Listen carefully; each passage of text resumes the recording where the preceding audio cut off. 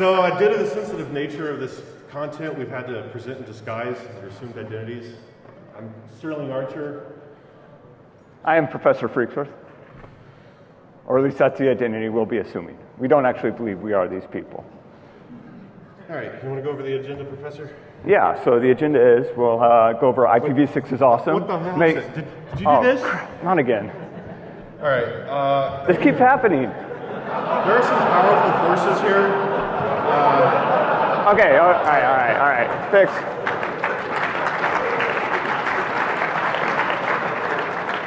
All right, first we're going to go over what makes this theory plausible. We have to have a good foundation of this conspiracy.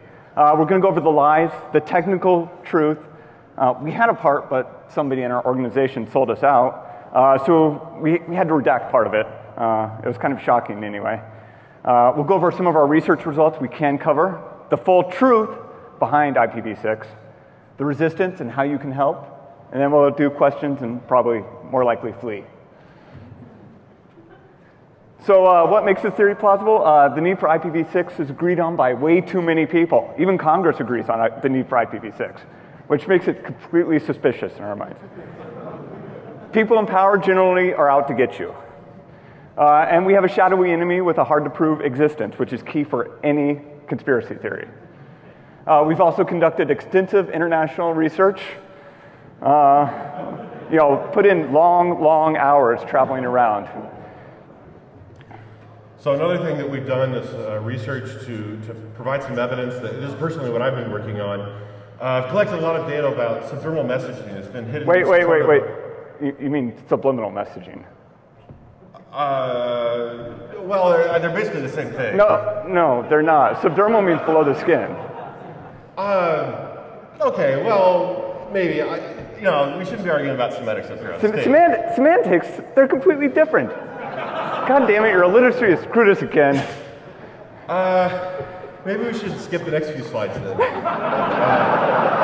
All right, well, moving on. We've got something else that's key for any good conspiracy theory, blurry pictures of people. In this case, the Queen of England. Now, for the record, I don't think this is the Queen of England. I think it could be anyone. I assure you, the professor collected, and he's a little crazy. All right. The lies. There are a lot of lies. IPv4 address exhaustion is ridiculous. We're going to prove that's completely false. The idea that NAT will not work as a solution has been proposed by NIST. Again, a lie. A lot of people think IPv5 never existed. We're going to reveal the truth about that. And then finally, the biggest lie is that IPv6 is here to help us. So the myth of IPv4 address exhaustion. There's only 4.3 billion addresses.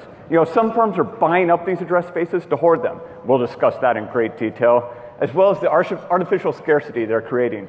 And I made a little pie chart here of our estimated IPv4 usage, what's actually in use and what we suspect of being hoarded. Most of it. We've also run into the argument that NAT won't work, that NAT isn't good enough. It wasn't designed for production systems and the internet and how much traffic there is. Well, it wasn't designed to post pictures of your cat either, but you're still going to do that. There's or your mom. Yeah, well, hey. There's no true peer-to-peer communications. There's no dynamic configuration. So what? The real reasons, NAT is private. Keeps people, keeps activities private.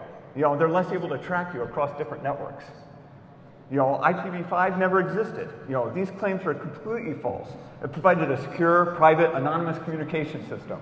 It was awesome. Of course, all the known designers are missing, and researchers we had looking into reproducing this protocol have been injured severely. Tragically. And we also have, IPv6 is here to help with privacy, privacy addresses. That IPv4 devices would use DHCP from moving from network to network. That keeps, you get a new address every time. That seems ideal. Why wouldn't you want that? IPv6 device have an interface identifier, based on the MAC address of your device. The alleged solution is the privacy extensions that are for stateless addresses and automatic configuration IPv6. Of course, this is only if a bunch of other devices have IPv6 on that network. If you have very small networks, they're going to track you across them, and that's exactly what they want. The real concerns, these small networks allow that. Administrators want to track you in case you do something bad, like give a talk on how they're trying to take over the world. And now we're going to go on to the technical truth. So, IPv4 has 4+ billion addresses. That should be plenty. The address blocks are handed out inefficiently.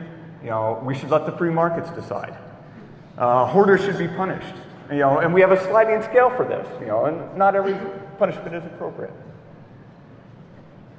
So there are 4,294,967,296 addresses out there.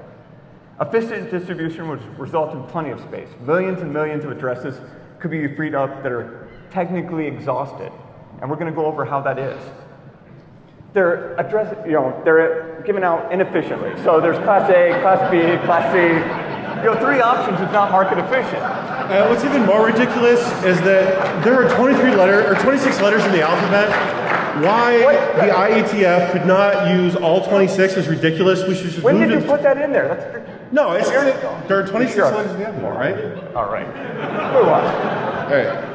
All right, so I made up this nice bar graph or line chart, which is, helps add legitimacy to our claims here of what we believe the hoarding scale looks like.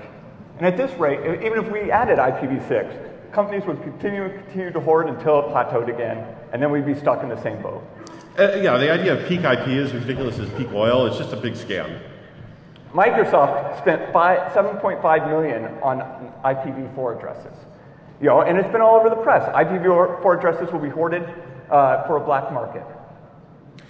So one of the things we promised is that hoarders would be named today, and we will. One of the biggest that really makes us angry is Canada. Aaron has assigned over 80 million IP addresses to Canada. But there's only less than 35 million people in the whole country. And, to be honest, most of them don't even have running water, let alone a computer. So what in the world do they need that many IP addresses for? Here's another list. Now, at the very top, you see the U.S. Department of Defense with over 280 million IP addresses. Now, that's just the ones we know about. This is from public records from the regional registrars. AT&T has 102 million. Now, granted, they're a big ISP and everything, but still, 100 million IP addresses? Others, Hewlett-Packard has 38 million, the Bluth Company has 28 million, Ford Motor has 26 million. It's ridiculous. General Electric, it's a division of the Steinhardt-Wood Company, they have 17 million. Now, one of the things that we found very suspicious in our research was that the DoD has 280 million IP addresses. It's very close to the number of people in the United States. These are all true facts. So, we started wondering why. And the most logical conclusion that we could come to is they're being used to track people, that each person in the US, or at least most people, have an implant with a unique IP address. And as the population grows, the Department of Defense is going to need more IP addresses. So we enlisted one of the professor's graduate students and took some imaging of their skulls. And at first it looked pretty normal, but if you notice in the lower right quadrant, there's a bit of a shadow.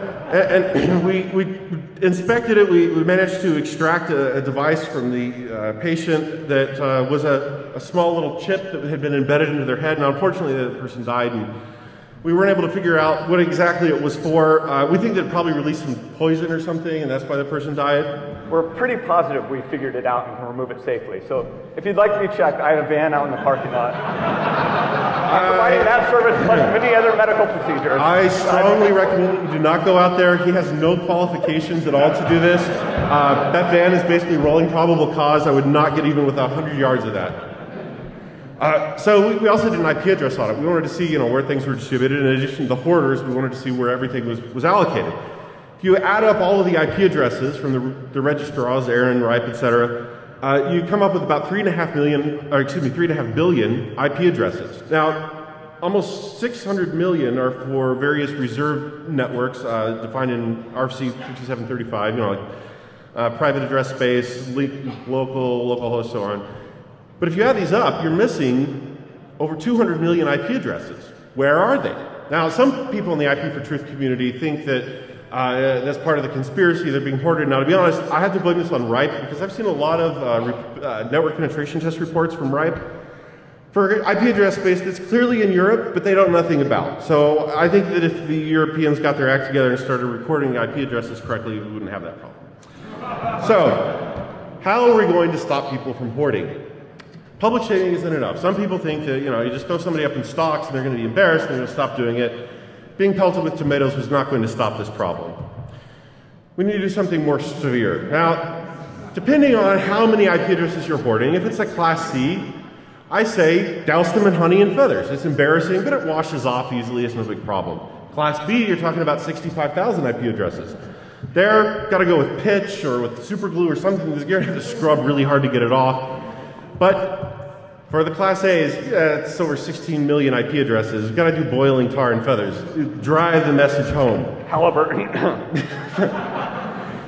Another option is torch and pitchfork mobs.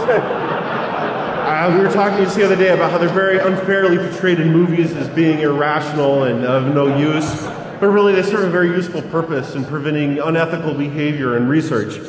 They have a very rich historical tradition that we should not be abandoning. If 1,000 people with torches and pitchforks showed up in front of Hewlett-Packard, you better believe they're going to relinquish those 38 million IP addresses they hold. I think it's worth a shot.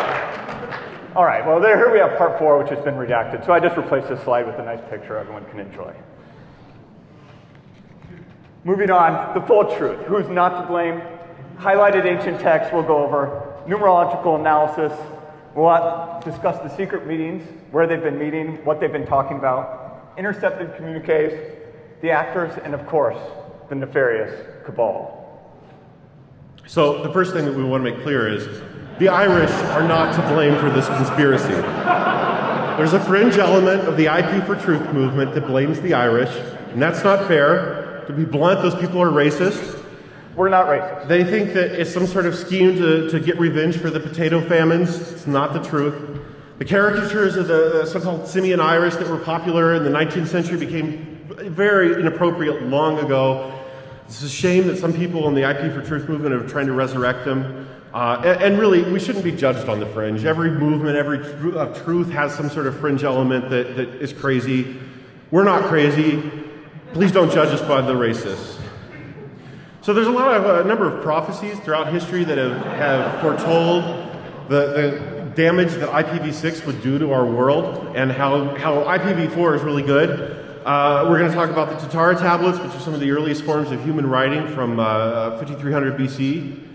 We're going to go over Mayan text from 250 AD, which is the very end of their civilization, probably not a coincidence. There's a Mongolian prophecy from the 12th century AD. And then finally, we're going to talk about a Portuguese prophecy. That's a little complicated. You'll see in a little bit.